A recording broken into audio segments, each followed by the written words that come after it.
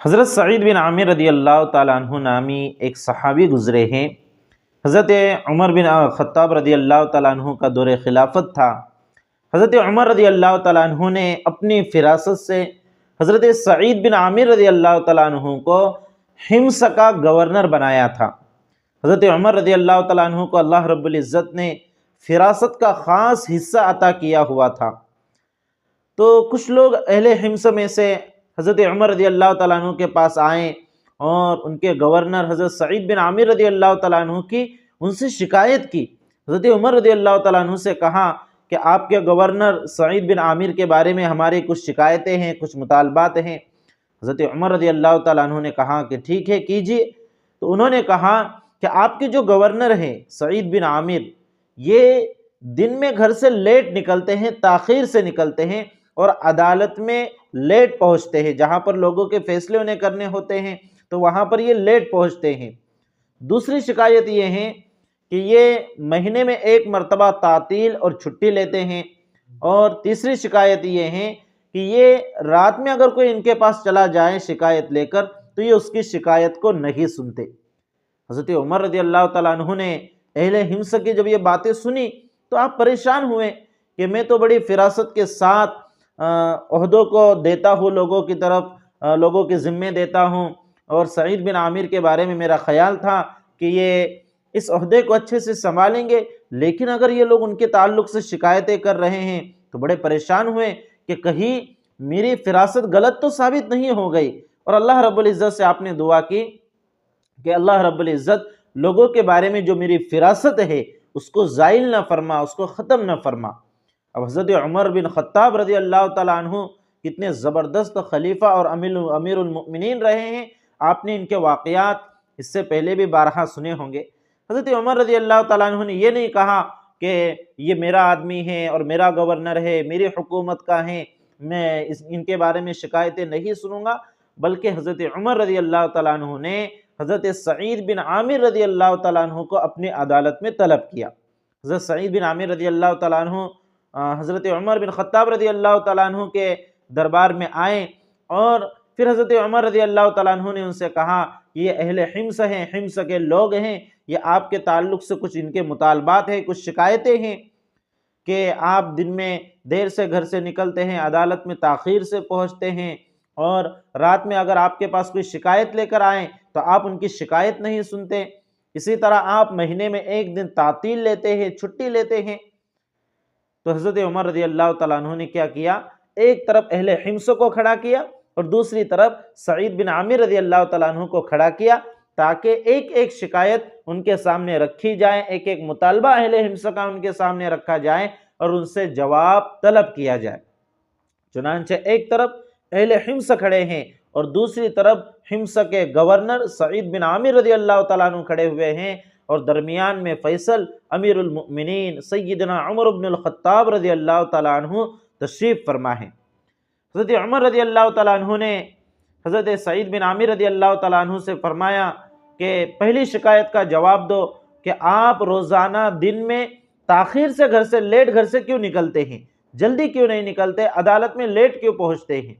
تو حضرت سعید بن عامر رضی اللہ تعالیٰ عنہ نے فرمایا کہ امیر المؤمنین، دراصل بات یہ ہے کہ میری بیوی گھر میں اکیلی ہے کام کاج کرنے کے لیے،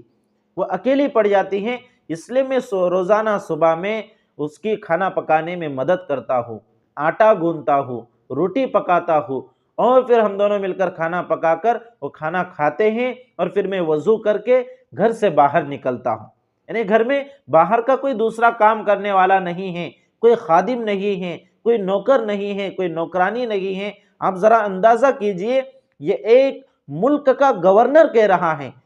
حمص کا گورنر کہہ رہا ہے کہ میرے گھر میں کوئی کام کرنے والا نہیں ہے۔ حضرت عمر رضی اللہ تعالیٰ عنہ نے آپ کا جواب سنا، آپ کو تشفی ہوئی۔ پھر آپ نے دوسرا مطالبہ اہل حمص سے پوچھا کہ بتاؤ تمہارا دوسرا مطالبہ کیا ہے؟ تو انہوں نے کہا کہ امیر المؤمنین، ہمارے جو گورنر ہیں سعید بن عامر، یہ اگر ان کے پاس کوئی رات میں شکایت لے کر جائے تو یہ ان کی شکایت سنتے نہیں ہیں۔ حضرت عمر رضی اللہ تعالیٰ عنہ نے پھر حضرت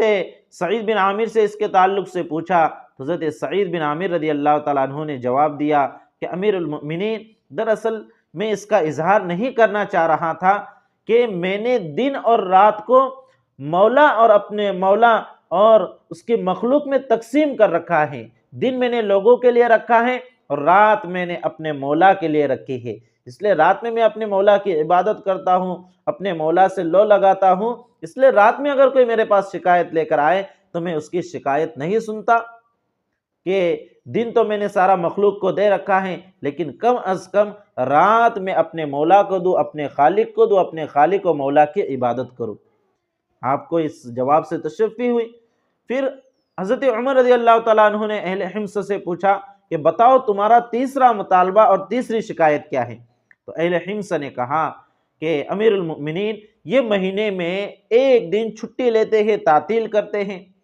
تو حضرت عمر رضی اللہ تعالیٰ عنہ نے اس کے تعلق سے پوچھا تو حضرت سعید بن عامر رضی اللہ تعالیٰ عنہ نے جواب دیا کہ امیر المؤمنین چونکہ میرے گھر میں کوئی نہیں ہے اس لیے میں مہینے میں ایک دن اپنے کپڑے دھوتا ہوں۔ یہ کون آدمی کہہ رہا ہے؟ جو ایک ملک کا گورنر ہے، جو ایک ملک کا امیر ہے، وہ کہہ رہے ہیں کہ مہینے میں ایک دن میں اپنے کپڑے دھوتا ہوں، وہ کپڑے سکھاتا ہوں، خشک کرتا ہوں، پھر وہ کپڑے پہن کر میں باہر نکلتا ہوں۔ اس میں مجھے ایک دن کی چھٹی ہو جاتی ہے، اس لیے کہ کپڑے بھی زائد نہیں ہیں کہ ایک دھو کر وہ سکھا کر وہ پہن لو اور دوسرے دھو کر خشک کرنے رکھو۔ اس سے اندازہ لگائیے کہ وقت کے گورنر کے پاس صرف ایک جوڑی کپڑا ہے۔ حضرت عمر رضی اللہ تعالیٰ عنہ نے جب حضرت سعید کی یہ ساری باتیں سنی تو آپ کو اطمینان ہوا، آپ نے اللہ رب العزت کا شکر ادا کیا کہ میری فراست ان کے تعلق سے غلط ثابت نہیں ہوئی، اور اہل حمص سے کہا، حمص والوں سے کہا کہ اپنے امیر کی قدر کرو۔ پھر اہل حمص روانہ ہو گئے، چلے گئے، اور حضرت سعید بن عامر رضی اللہ تعالیٰ عنہ کے گھر حضرت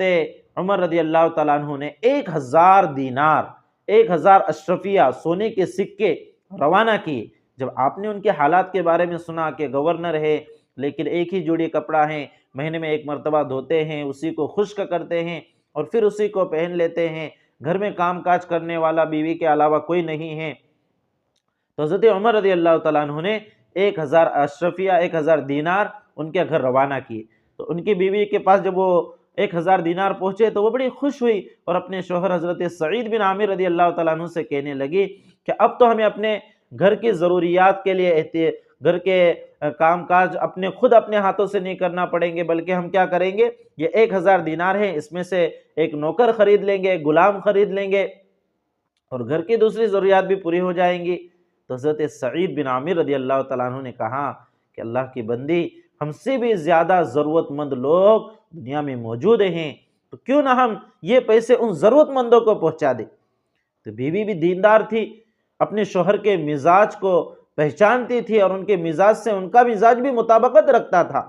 تو ان کی بیوی نے کہا کہ بہت اچھی رائے ہیں، دل کی خوشی کے ساتھ انہوں نے ہاں کہہ دیا۔ پھر میاں بیوی نے مل کر الگ الگ تھیلیاں ان سونے کے دیناروں کی بنائی کہ یہ تھیلی فلاں مسکین کو، یہ تھیلی فلاں بیوہ کو، یہ تھیلی فلاں غریب کو، یہ تھیلی فلاں یتیم کو،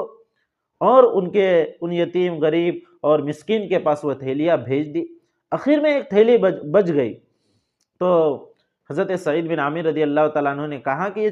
تھوڑی سی دینار ہے، اس کو اپنے گھر کی ضروریات میں استعمال کر لینا۔ تو ان کی بیوی نے کہا کہ کیوں نہ ہم پھر یہ بچے ہوئے دینار سے ایک غلام ہی خرید لے، ایک نوکر ہی خرید لے تاکہ گھر کے کام کاج ہو سکے۔ حضرت سعید بن عامر رضی اللہ تعالیٰ عنہ نے کہا کہ دنیا میں بہت سارے ضرورت مند موجود ہیں، ہو سکتا ہے کسی دن کوئی ضرورت مند جو ہم سے بھی زیادہ ضرورت مند ہو وہ ہمارے پاس آ جائے تو یہ اس کو دینے کے لیے کام آئیں گے۔ میرے عزیز اور دوستو، اس واقعے سے ہم کو کیا سبق ملتا ہے؟ سب سے پہلا سبق یہ کہ آدمی چاہے کتنے ہی اونچے عہدے پر پہنچ جائے، اس کو اپنے عہدے کے ساتھ خیانت نہیں کرنی چاہیے، جیسے کہ حضرت سعید نے کیا۔ دوسرا سبق یہ ملتا ہے کہ آدمی چاہے کتنے ہی بڑے عہدے پر ہو اور کتنی ہی بڑی عزت اس کو ملے، کتنا ہی بڑا منصب اس کو ملے، اسے اپنے خالق و مولا کو نہیں بھولنا چاہیے، جیسا کہ حضرت سعید بن عامر رضی اللہ تعالیٰ عنہ نے اپنے دن رات کو تقسیم کر رکھا تھا، دن مخلوق کے لیے اور رات اپنے خدا کے لیے۔ تیسرا سبق یہ ملتا ہے آدمی چاہے کتنا ہی بڑا ہو، اسے اپنے گھر کے کام کاج میں ہاتھ بڑھانا چاہیے، اپنے گھر والوں کے ساتھ حسن سلوک کرنا چاہیے، جیسا کہ حضرت سعید بن عامر ایک ملک کے گورنر اور حاکم ہونے کے باوجود اپنے گھر میں آٹا بھی گوندتے ہیں، روٹی بھی پکاتے ہیں، اپنی بیوی کا ہاتھ بھی بٹاتے ہیں۔ چوتھا سبق یہ ملتا ہے کہ آدمی چاہے کتنا ہی بڑا ہو جائے، وہ اللہ کے قانون کے اوپر نہیں ہو سکتا، شریعت کے قانون کے اوپر نہیں ہو سکتا۔ دیکھیے اہل حمص جو عوام تھی، ان کے بولنے پر حضرت عمر رضی اللہ تعالیٰ عنہ نے ایک ملک کے گورنر کو اور حاکم کو عدالت میں لا کھڑا کر دیا اور انصاف کے ساتھ آپ نے فیصلہ فرمایا۔ پانچواں سبق یہ ملتا ہے کہ آدمی دنیا کے اندر صرف اپنی فکر نہ کرے، بلکہ دنیا میں جو ضرورت مند ہے اور جو غربا ہے، فقراء ہے، مسکین ہے، یتیم ہیں، ان کی بھی فکر ضرور کرے، جو ہم سے زیادہ ضرورت مند ہے ان کا بھی خیال ضرور رکھے۔ چھٹا سبق ہمیں یہ ملتا ہے کہ ہم دوسرے کو اپنے اوپر ترجیح دیں۔ ہمیں بھی بھوک لگی ہے، ہمارے بھائی کو بھی بھوک لگی ہے، کھانا صرف تھوڑا سا ہے، تو ہم اپنے اوپر ترجیح دیتے ہوئے اپنے بھائی کو وہ کھانا کھلا دیں۔ تو دوسروں کو دنیاوی اعتبار سے کیا کرنا، اپنے اوپر ترجیح دینا اور ان کی ضرورتوں کو پورا کرنا، یہ بھی بہت بڑی صفت ہے۔ تو یہ تھے ہمارے آبا اور اجداد، یہ تھے آپ صلی اللہ علیہ وسلم کے صحابہ، وہ مقدس ہستیاں جن کے ہم نام لیوا ہے، لیکن ان کی صفات ہماری زندگی میں نہیں ہیں۔ تو میرے عزیزوں اور دوستو، صحابہ رضی اللہ عنہم اجمعین کی صفات کو اپنی زندگی میں اپنانے کی کوشش کریں اور صحابہ رضی اللہ عنہم اجمعین کے طریقے کے مطابق زندگی گزارنے کی اللہ رب العزت سے توفیق طلب کرے۔ اللہ رب العزت ہم سب کو عمل کی توفیق مرحمت فرمائے۔ والسلام علیکم ورحمۃ اللہ۔